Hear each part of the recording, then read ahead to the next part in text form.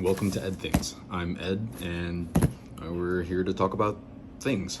So today we're gonna do my first unboxing. So yeah, it's from High Point Scientific here in New Jersey. They unfortunately did not send this to me for free. I paid for this out of my own pocket because, you know, I have no YouTube channel really. So this is just for shits and giggles. So let's pretend to open this up for the first time.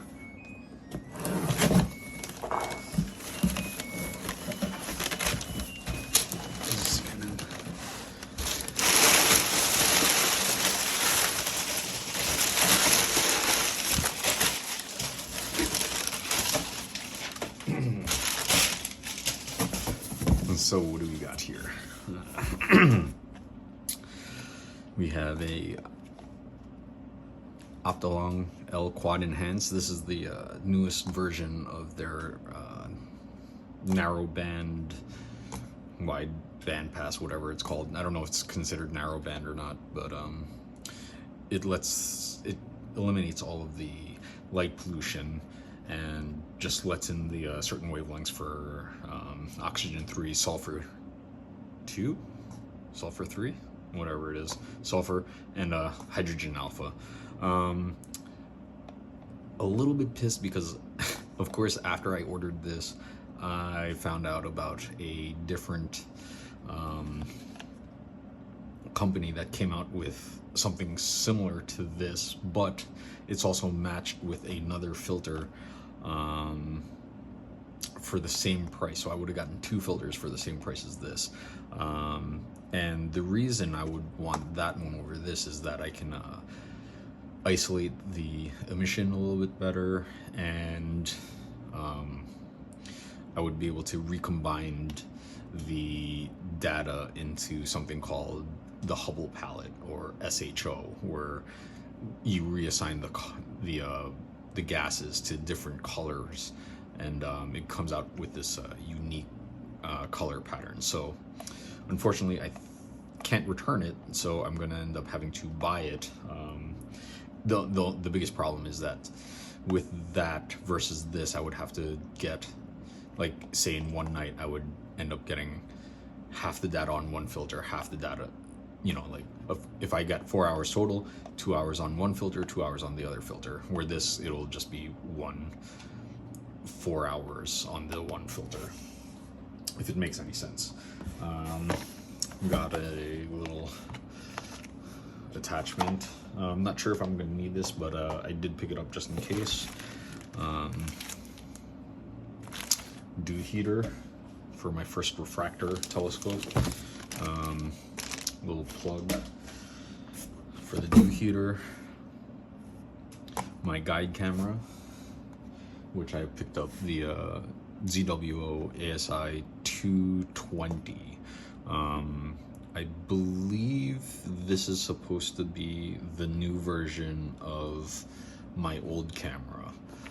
My other guide camera, which you might be able to see my scope in the back there.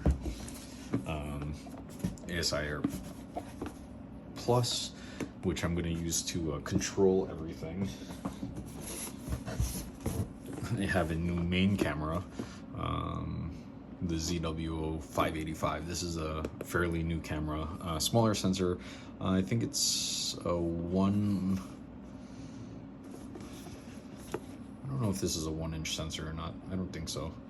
I think it's actually a small sensor, smaller than Micro Four Thirds.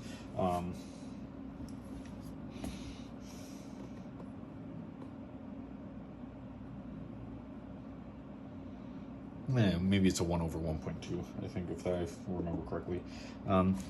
This camera with the scope that's in here is going to give me about the same field of view as my big guy over there, which is a little bit unfortunate that it's going to be the same. It's going to be a lighter setup so I can set it up, but I can put this camera, I can switch the cameras and put this camera on that if I want a very zoomed in tight field of view, and I can put that camera on this and get a very wide field of view.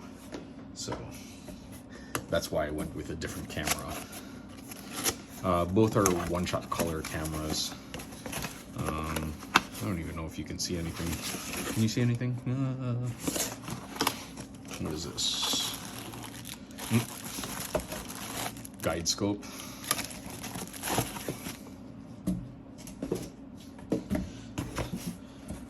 Power adapter. For some reason in astrophotography, nothing comes with power cables. Like, what is up with that? So you always gotta remember to buy a power cable. And the piece of resistance, I wanted this for so long.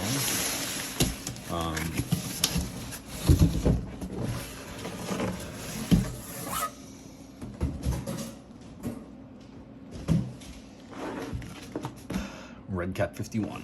This is the third generation of this telescope. It is a 51 millimeter optic with a focal length of 250 millimeters. Excuse me. This is in here tight. I guess that's a good thing. Look at that beauty. Huh? Look at that.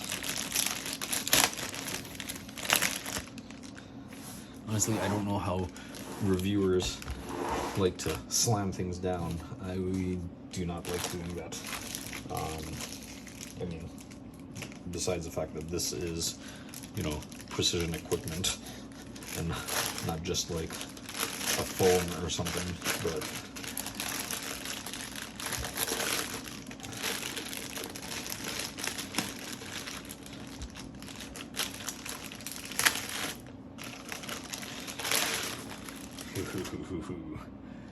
that is sexy.